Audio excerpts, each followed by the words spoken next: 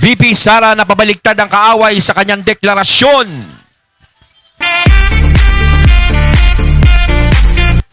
Ayan, syempre itong balitang ating matutunghayan ngayon ay nagbula kay Robin Sweet News. At syempre, ito ang inyong lingkod na si BT na magbibigay ng reaksyon at komento dito sa video na ating matutunghayan ngayon. At huwag na natin pagtagalin at sabay-sabay na nating panoorin ang laman ng video na hatid sa atin ni Robin Sweet News at bibigyan natin ng reaksyon ng balitang ito. Pasok! Isa-isa niyang tinukoy ang mga isyong nagbunsod sa kanyang desisyon, kabilang ang umano'y pagkakaiba sa direksyon, mga polisiya at pamamalakad sa loob ng administrasyon. Ayon sa kanya, may mga puntong hindi na umanutugma sa kanyang paninindigan at prinsipyo bilang lingkod bayan. Kasabay nito, humingi rin siya ng paumanhin sa publiko kaugnay ng kanyang naging papel sa 2022 elections, kung saan naging bahagi siya ng tiket na nagluklok kay Pangulong Marcos Jr. sa Malacanang. Sa huling parte ng press briefing, tahas niyang idineklara na tatakbo siya bilang Pangulo ng Pilipinas sa 2028 national elections. Sa totoo lang, wala naman dapat ihingi ng pasensya si VP Sara sa lahat. Kasi sa totoo lang, isa rin siya sa mga naging biktima noong 2022.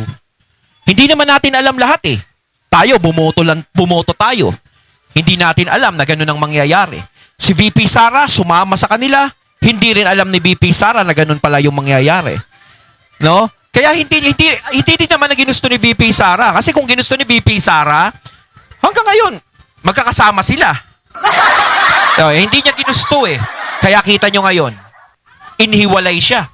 At kung ano-ano ang ginagawa sa kanya. Aniya, ako si Sara Duterte, tatakbong Pangulo ng Pilipinas. At matapos ang kanyang pagdeklara, inaasahan na maraming mga kongresista at senador ang tiyak na babaligtad sa administrasyon ni Marcos Jr. Let us speak plainly about 2028. If Sara Duterte survives the Senate trial and every sign suggests she has the resilience and the public sentiment to do so, she will walk out of that courtroom not as a wounded politician, but as a phenomenon. She will be the woman who stood against the full weight of the Philippine state and did not fall. She will be the candidate that the masses did not just support, but fought for. The political arithmetic is already terrifying for her opponents. Her base in Mindanao alone is a foundation most candidates can only dream of, and a sympathy vote of millions who watched the impeachment circus with disgust. Add the families of the Duterte era, who credit that administration with bringing order to communities long abandoned by Manila's indifference, and the overseas Filipino workers, perhaps the most politically aware voting bloc in the country, who follow Philippine news from Dubai and Riyadh and Rome and know exactly what this fight is about. Now ask yourself, who in the Philippine political landscape can stand against that? Who has a base that deep, a narrative that powerful, a sense of mission that clear? No one, and they know it. She is not running toward 2028. She is being propelled toward it by history itself. To those who designed this campaign of destruction, hear this clearly. You have spent years trying to remove a woman from the political equation. You have weaponized the legislature, the courts, the international stage. You have burned through political capital and strained the credibility of institutions that were already fragile. You have done all of this, and she is still standing. Her numbers are still rising. Her Yes. supporters are still gathering. Oo, yan. Yan naman talaga eh. Talagang hindi nila basta-basta matitibag ang isang Sara Duterte. 'Di ba? Kasi sa totoo lang, kahit maraming naninira o tumitira sa kanya, hindi pa rin nagbabago ang pagtingin ng taong bayan sa kanya. Patuloy pa rin siyang pinaglalaban ng mga taong sumusuporta sa kanya. At nakikita din naman yon sa bilang ng mga naniniwala sa kanya. Doon pa lang sa mga survey, doon sa trust rate niya, talagang mataas pa rin siya. 'Di ba? Kaya nga natatakot sila kay VP Sara. Gustong-gusto nilang ma-impeach yan.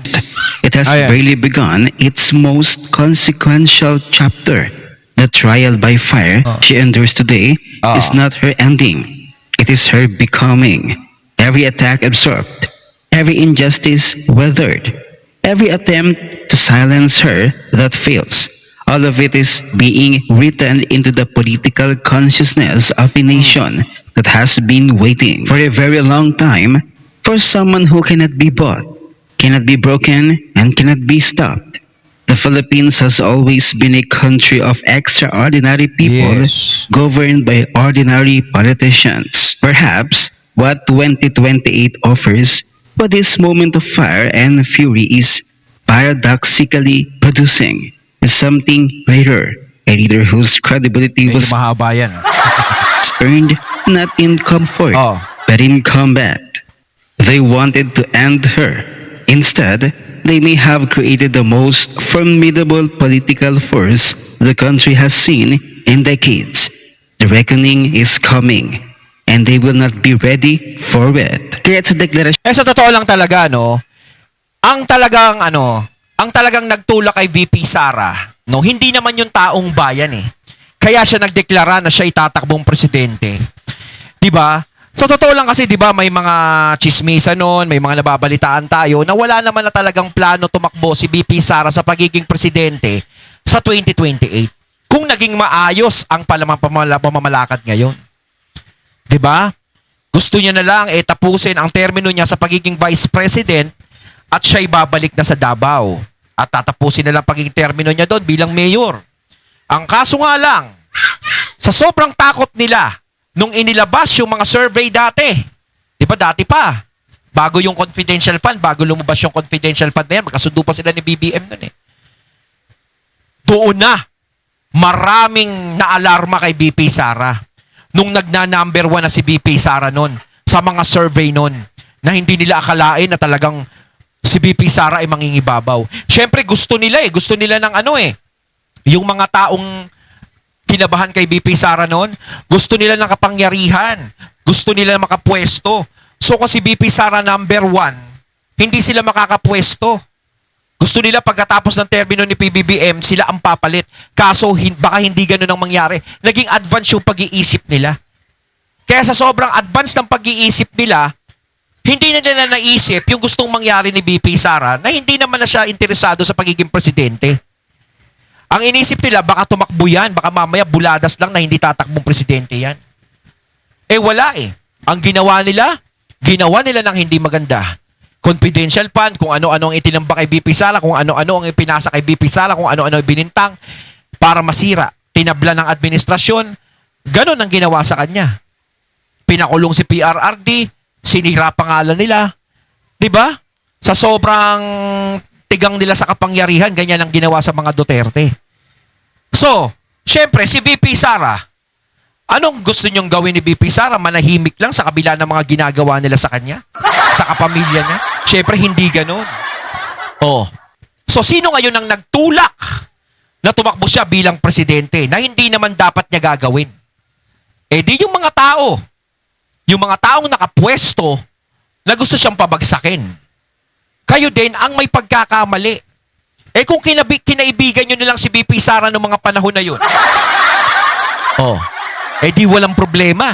Tapos bigla kayong humiling sa kanya na, uy, BP Sara, baka pwede ako naman ang tumakbong presidente sa 2028, pagbigyan mo. Baka mamaya pinagbigyan pa kayo. Ang problema hindi pinangunahan nyo agad. Yung pangunguna nyo sa hindi maganda. Diba? ni Vice President Sara, abay siguradong maraming babaliktad na ng mga kongresista at senador at siguradong patungo na kay Vice President Sara ang kanilang simpatya. Sigurado yan. Doon sa mga babaliktad, sigurado yan. Kaya yung mga mag-isip kayo, yung mga sa impeachment, yung mga makikisalo, yung makikisali, mag-isip-isip na kayo, mga kaibigan. Orin natin ang buong video. Sigurado ako mga lods, maraming babaliktad nito. Maraming babaliktad nito. yung mga nilaglag si VP Inday Sara, babaliktad yan. Sure Or yan. kung hindi babaliktad, mananahimik yan sila. Lintik lang Ang ang walang walang latay. ganti. Ay, salamat at dininig tayo ng Panginoong Diyos, no? Oo, kitang-kita naman natin talaga, no? Na talagang nagdeklara na siya tatakbo sa 2028. Isa din ako sa natuwa doon. No? Ngayon, sigurado kinakabahan na sila niyan. Lalo silang kinakabahan niyan. Maghanap na sila ng pinakamalakas na pwede nilang ipantapat kay VP Sara. Nako.